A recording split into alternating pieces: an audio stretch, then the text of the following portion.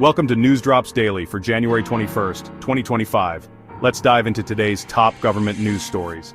And folks, buckle up, because it seems like someone hit the reset button in Washington and accidentally loaded up 2018. That's right, Donald J. Trump is back behind the resolute desk and he's brought his executive order pen with him. We're talking about the kind of penmanship that would make a doctor proud if that doctor specialized in giving the entire federal government a simultaneous case of whiplash. Looks like the government's two-year pajama party is officially over. President Trump's new executive order has federal employees trading their home office slippers for real shoes again. That's right, folks. Remember commuting? Remember fluorescent lights and lukewarm coffee? Remember accidentally replying "you too" to an email about someone's cat dying? It's all flooding back, baby. Middle managers across D.C. are desperately searching for their old office keys, presumably buried under a mountain of unused hand sanitizer and forgotten sourdough starters. And let's not forget about the thousands of bureaucrats relearning the delicate dance of passive-aggressive hallway greetings and strategic microwave usage. In what's shaping up to be the world's most expensive game of hide-and-seek, sanctuary cities are doubling down on their "you can't make me" stance. Denver's mayor briefly channeled his inner action hero with talk of a Tiananmen Square moment, before quickly realizing that comparing immigration enforcement to tank battles might be a tad dramatic. We get it, Mr. Mayor, you've seen Braveheart a few times. But let's maybe leave the historical reenactments to the professionals, shall we?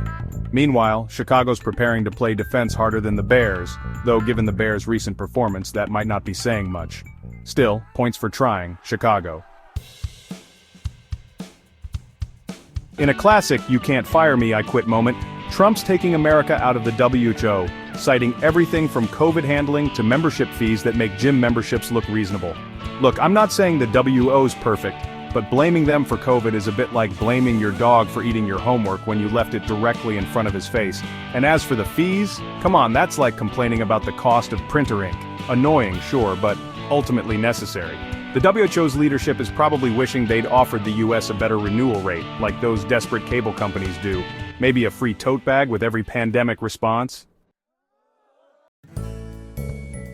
Chapter 4. Trump's latest move has critics clutching their pearls as he pardons nearly 1,600 January 6th defendants. It's like a Black Friday sale at the Justice Department, except everything's free and the line is much more orderly this time.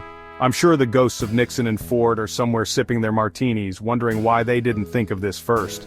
Vice President Vance helpfully clarified that violent offenders shouldn't be pardoned, which might be the first time in history a politician has had to explain that assault isn't a good thing.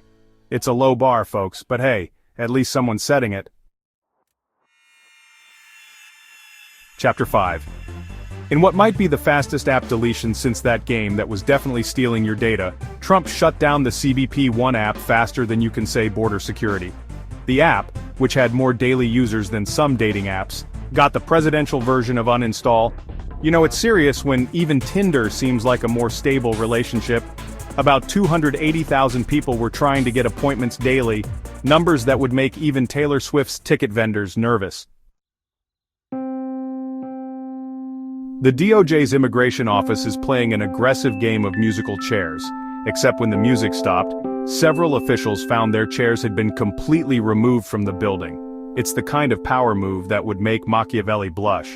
The admin staff is probably still trying to figure out who to send the updated office directory to. Along with that, it is anticipated many in the current upper management roles will leave on their own volition, avoiding the applause of taxpayers and lower-level employees cheering the loss. That's all for today's Newsdrops Daily. Stay tuned for more updates and don't forget to like and subscribe.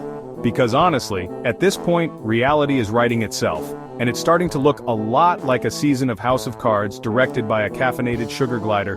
We'll be here to break it all down for you, with hopefully a little less chaos than the actual news cycle.